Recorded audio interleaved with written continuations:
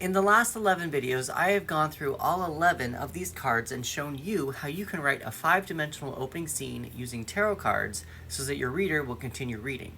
This is part 12, the series finale. In this video, I'm just going to be going through some final thoughts and some suggestions for how you can take this even further for your practice and for your writing. Now, if you have never touched or read a tarot card before in your life, I'm going to invite you to go out and buy a tarot deck for yourself right now. I feel that the images of a tarot card can help a writer get more in tune with their creativity and with their project. It just kind of depends on what the images you get.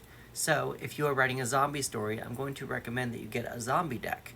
If you are writing a mermaid story, get a mermaid deck. A unicorn story, get a unicorn deck. Anything that kind of helps you get more in tune with the actual project that you are creating. In the first 10 videos, I actually give you a tarot card reading prompt sheet so that you can go through 25 different prompts on how to read that tarot card. The first thing that I like to address is something I should have said at the very beginning. Before you sit down to write your project or every single writing session, I would do a breathing exercise.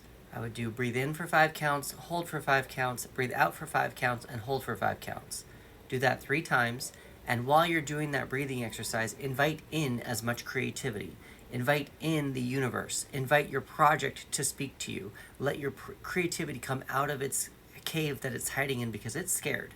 It is scared to come out because there are so many other things going on that sometimes our creativity is an afterthought. So doing that opening ceremony, that opening ritual, will actually help you get more in tune with your creative process and be able to read the tarot card even better. I'm also going to advise you to do that same breathing exercise at the end of your writing session.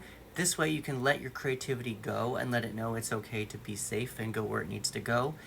And this is where you can actually invite in all your responsibilities, your kids, your work, all that other stuff, and go back to the real world. The second final thought that I have is that you can pull these cards in any order that you want, any order that your practice desires. Now, I personally pulled them for this series. I pulled them 1, 2, 3, 4, just to kind of give us a base to work off of and give us a light outline. I am more of a pantser, and so I'm trying to get more used to plotting, and I'd like getting more used to outlining. So that's just what I did for this series. You can totally go 1, 1A, 1B, 1C, and then go 2, and then go 3, 4, D, E, F. Like, you can do whatever you want to do. The third thing I would say is I would highly recommend using the meaning of each of the tarot cards. It doesn't have to show up in your project, but tarot is a language, and tarot, there is meanings behind these cards that we're using. So yes, use your intuition. Yes, try to incorporate the meaning, or at least use it in a way to access your intuition in order to bring your story to life. The fourth thing that I want to say is that I want to invite you to use this spread for any scene that you have in your story. If you have a story that is lagging, feel free to give this spread a try somewhere else. Maybe there's something that's a loose connection that your character's not doing or your story's not doing, and these cards with this spread might help you get to that next scene, that next part, number 4, a little bit more intuitively. And I believe that concludes the opening scene series.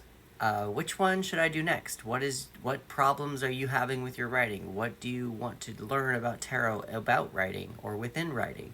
Are you having problems creating characters? Are you having problems creating casts? How someone gets unalived?